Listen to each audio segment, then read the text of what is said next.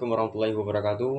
Saya Alen Fardini dengan NIM 2011 1030 191 dari kelas 01 Pemetaan Sumber Daya Hati Laut. Ini mengerjakan tugas tentang menguraikan lebih lanjut jurnal terkait konsep pemetaan dan penetapan kawasan konservasi laut yang berjudul Aktualisasi Konsep Good Coral Governance melalui OVIPAR.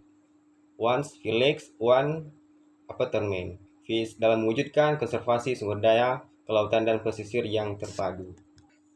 Keanekaragaman sumber daya pesisir dan Laut Teluk Tomini merupakan arena konsentrasi pengelolaan sumber daya alam yang syarat dengan konflik. Berbagai skema pengelolaan sumber daya alam, mulai yang bersifat pengetahuan lokal maupun modern, terus dilakukan guna merusak setiap potensi sumber daya yang di alam yang ada di sana. Namun, harus diketahui bahwa tidak semua pola pengusahaan sumber daya alam di sana dilakukan dengan teknik pengelolaan yang ramah lingkungan. Beberapa aktor pengelolaan sumber daya kelautan dan pesisir di wilayah perairan Teluk Tomini melakukan praktik pengelolaan perikanan yang berpotensi merusak lingkungan. Salah satunya dialami oleh salah satu analisasi masyarakat hukum adat Bajo. Berdasarkan keterangan yang disampaikan oleh Umar Pasandre, salah satu tokoh adat yang dihormati oleh Kesatuan Masyarakat Hukum Adat Bajo, menyatakan bahwa mulai banyak anggota masyarakat adat Bajo melakukan praktik pengelolaan perikanan dengan cara yang tidak ramah lingkungan, seperti penggunaan potasium, racun hingga bom ikan dilakukan guna memperoleh keuntungan ekonomis yang maksimal. Hal itu disebabkan adanya perubahan cara pandangan masyarakat adat yang tidak lagi arif dalam menangkap ikan. Padahal, masyarakat adat Bajo dengan segala unsur kreativitas budaya yang ada memiliki segudang kearifan lokal yang bertujuan untuk melestarikan dan melindungi segala lingkungan. Namun, harus diakui bahwa kebijakan pengelolaan perikanan masih dalam posisi yang stagnan. Pasalnya, penerapan sanksi pidana yang dijatuhkan untuk menjerat pelaku pengeboman ikan nampak jauh dari sebagaimana yang dicita-citakan. Adapun jerat pasal yang dijatuhkan terhadap terdakwa baru sebatas dakwaan dengan penggunaan bahan peledak yang terdapat tanpa memperlibatkan pasal yang mengarah pada pencemaran dan kerusakan lingkungan laut dan pesisir. Undang-undang perikanan yang diformulasi oleh pembentuk undang-undang nampak sia-sia disebabkan jaksa terlebih suka menerapkan produk hukum rasa kolonial, yakni dengan pasal 1 ayat 1 Undang-Undang Dasar Republik Indonesia pasal nomor 12 tahun 1951 tentang bahan peledak, JO pasal 55 Kitab Undang-Undang Hukum Pidana. Alhasil, hukuman yang dibebankan terdakwa cenderung lebih sering sehingga tidak menimbulkan efek jera, yakni melemahnya efektivitas penegakan hukum nasional juga ditandai dengan melemahnya kesadaran hukum masyarakat untuk merediksi potensi penangkapan ikan dan dengan menggunakan bom ikan. Berdasarkan keterangan yang diperoleh oleh Bapak Aco, penggunaan bom ikan oleh masyarakat adat Bajo dari hari ke hari semakin meningkat. Hal ini disebabkan jumlah populasi ikan semakin menipis dengan dilapisi oleh alasan faktor kebutuhan ekonomis.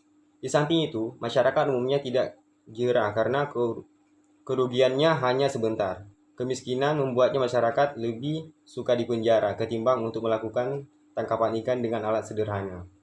Karena di penjara dikasih makan, sementara kalau di luar kita sudah mulai susah mencari makan.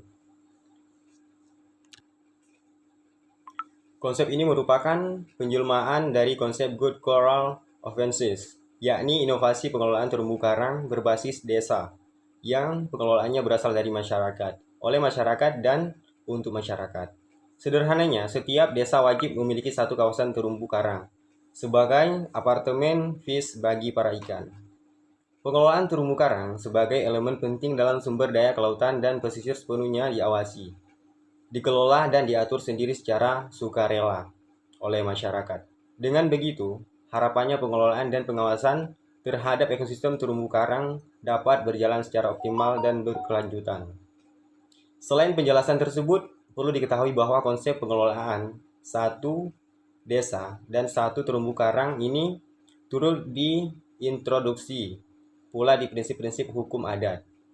hukum asli bagi Indonesia yang telah hidup dan relevan sesuai dengan perkembangan zaman. Adapun prinsip-prinsip tersebut diinternalisasi ke dalam dua aspek kebijakan utama, yakni aspek penegakan hukum, aspek jasa lingkungan. Adapun beberapa sanksi-sanksi yang ada diatur seperti memberikan sejumlah uang yang dikenakan kepada seorang yang melanggar ketentuan untuk memulihkan lingkungan. Kedua, sejumlah uang yang dikenakan kepada anggota masyarakat apabila tidak melaksanakan kewajiban sebagaimana mestinya. Ketiga, seorang yang mempunyai hutang budi kepada masyarakat namun tidak mampu membayar, maka harta memiliki diambil dan dijual kepada masyarakat.